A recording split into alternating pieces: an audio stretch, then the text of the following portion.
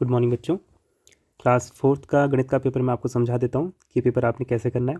ठीक है, ये पेपर आपका 40 मार्क्स का है और सारे प्रश्न अनिवार्य हैं। तो पहले नोट पढ़ लीजिए। प्रश्न संख्या 1 से 5 तक प्रत्येक प्रश्न में 3 विकल्प दिए गए हैं और आपको सही विकल्प चुनकर लिखना है। प्रत्येक प्रश्न 1 अंक का है। ठीक है, प्रश्न संख्या 1 से लेकर प्रश्न संख्या 5 तक आपके पास 5 क्वेश्चन हैं जिनमें आपको 3-3 ऑप्शन दिए हुए हैं। आपको सही ऑप्शन को चुनकर लिखना है। ठीक है, तो पहला है आधे मीटर के बराबर होगा। तो आधा मीटर किसके बराबर होगा? 100 सेंटीमीटर के बराबर होगा, 10 सेंटीमीटर के बराबर होगा या 50 सेंटीमीटर के बराबर होगा। तो सही जो होगा आप उसको लिख लेंगे। दूसरा है 64 बराबर डैश गुणा डैश। ठीक है, के लिए कौन सा उत्तर सही है? तो आप देख लेंगे कि किसको गुणा करके आपका 64 आएगा, आप उसको यहाँ पर लिख लेंगे। 6 गुणा 4, 6 गुणा 8 या 8 गुणा 8। तो आपका जो सही आंसर होगा वो आप यहाँ पर लिख लेंगे, मतलब सही उसको लिख लेंगे। उसके बाद है प्रश्न संख्या 3। 1/2 का भाग प्रदर्शित करने वाली आकृति है। आपको यहाँ पर 3 आकृतियाँ दिख रही होंगी, तो इसमें 1/2 कौन सी आकृति प्रदर्शित कर रही है वो आप छाँट कर लिख लेंगे। फिर है चौथा, 24 घंटे की घड़ी के अनुसार दोपहर 1 बजे का समय होगा। तो 24 घंटे की घड़ी आप जानते हैं, आपने पढ़ा है। ठीक है, तो उस समय जब 1 बजता है, जब उसमें 1 बजता है तो उसको हम 24 घंटे की घड़ी में कैसे दिखाते हैं? दोपहर 2 बजे दिखाते हैं, 13 बजे दिखाते हैं या 15 बजे दिखाते हैं, ये आप जानते होंगे। सही उत्तर आप लिख लेंगे। फिर 5वां है 1 लीटर के बराबर होगा। तो यहाँ पे आपके पास 3 ऑप्शन है, 80 मिलीलीटर धन 200 मिलीलीटर। दूसरा है 250 मिलीलीटर धन 200 मिलीलीटर धन 250 मिलीलीटर। और तीसरा है 100 मिलीलीटर। तो 1 लीटर के बराबर कौन सा होगा? ये होगा, ये होगा या ये होगा। तो आप इसको सही से लिख लेंगे। फिर है प्रश्न संख्या 6, खाली स्थान भरो। तो यहाँ पर आपको खाली स्थान भरने हैं। इनको प्रश्न को हम देख लेते हैं। 6, 2, 5, 3, 7। ठीक है, 62,537 में 6 और 3 का स्थानीय मान होगा। तो आपको यहाँ पर 62,537 में, ठीक है, 6 और 3 का स्थानीय मान निकालना है और यहाँ पर लिखना है। ठीक हो गया। अब दूसरा है 1 घंटा बराबर डैश मिनट। तो 1 घंटे में कितने मिनट होते हैं वही यहाँ पर लिख लेंगे। फिर है तीसरा 9 गुणा डैश बराबर 63।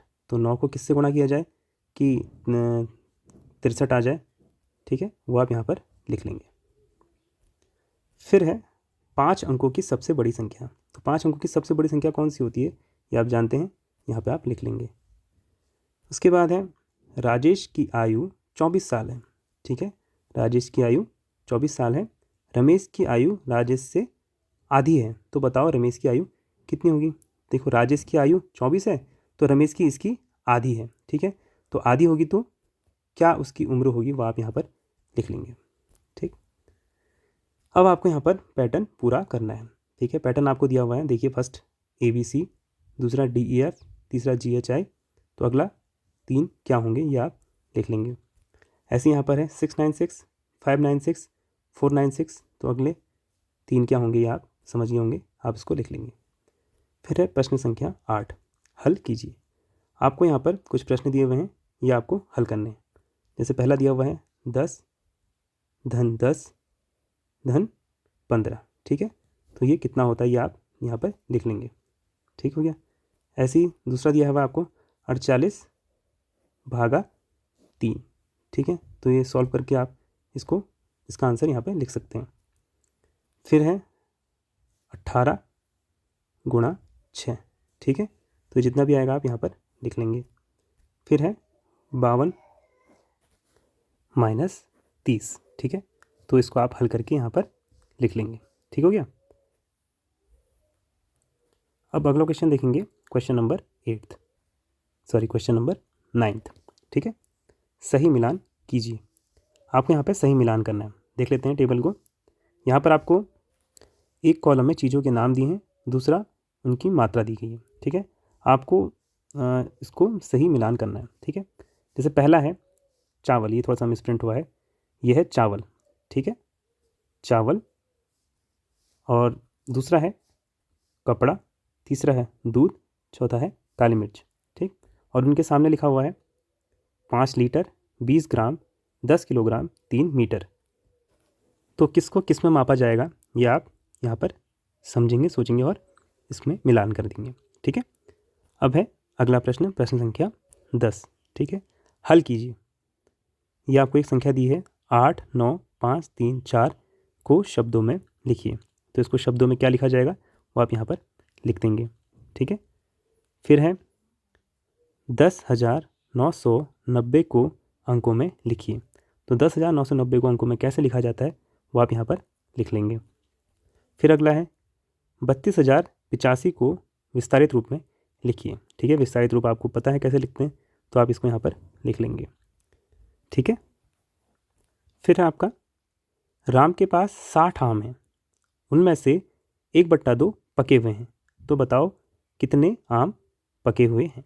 ठीक है, तो राम के पास 60 आम हैं जिसमें से 1/2 पके हुए हैं, तो बताओ कितने आम पके हुए हैं। तो इसका आंसर आप यहाँ पर लिख लेंगे। ठीक है, अब है अगला क्वेश्चन, क्वेश्चन नंबर 11। यहाँ पर आपको दिया है जिस पलड़े का वजन 1 किलोग्राम है उसके नीचे दिए गए बॉक्स में सही का निशान लगाओ। ठीक, आपको यहाँ पर एक क्या कहते हैं दिख रहा होगा। ठीक है, एक चित्र दिख रहा होगा तराजू का। आपको देखना है कि कौन सा पलड़ा ज़्यादा भारी है। क्या ये ज़्यादा भारी नहीं, सॉरी, कौन से पलड़े का वजन 1 किलोग्राम है। ठीक है, आपको इनको जोड़ना है और ये देखना है कि 1 किलोग्राम कहाँ पर आ रहा है। ठीक है, उसके नीचे आपको फिर टिक करना है। ओके, यह है क्वेश्चन नंबर 11। फिर है क्वेश्चन नंबर 12।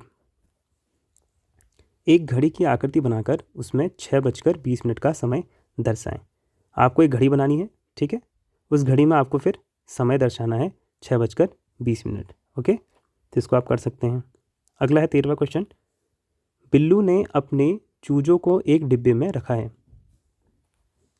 उसने 28 पैर गिने हैं, डिब्बे में कितने चूजे हैं। ठीक है, बिल्लू है, बिल्लू ने अपने चूजों को एक डब्बे में रखा हुआ है। ठीक है, और उसने जो उनकी टांगें गिनी हैं, पैर गिने हुए हैं, वो हैं 28। तो आप हिसाब लगा सकते हैं एक चूजे के पास कितने पैर होते हैं। ठीक है, तो आप हिसाब लगा सकते हैं। तो उसने 28 गिने हैं, तो टोटल कितने चूजे होंगे। ठीक, तो इसको आप कर लेंगे। फिर लास्ट है चित्र में दिए गए खेत के घेरे की लंबाई कितनी होगी। यहाँ पर आपको एक खेत दिख रहा होगा। ठीक है, इस खेत की आपको चारों साइड्स दी हुई हैं। एक साइड 13 मीटर की है, दूसरी साइड 8 मीटर की है, तीसरी 17 मीटर की है, चौथी 15 मीटर की है। तो इसका परिमाप क्या होगा। ठीक है, ये एक चतुर्भुज जैसा आपको दिख रहा होगा, तो इसका परिमाप आप निकाल लेंगे क्योंकि इसका आपको इसकी घेरे की लंबाई निकालनी है जो एक परिमाप होता है। ठीक है, तो ये क्वेश्चन थे बच्चों आज आपके पेपर में। होप कि आपको समझ में आ गया होगा। अच्छे से कीजिएगा। All the best.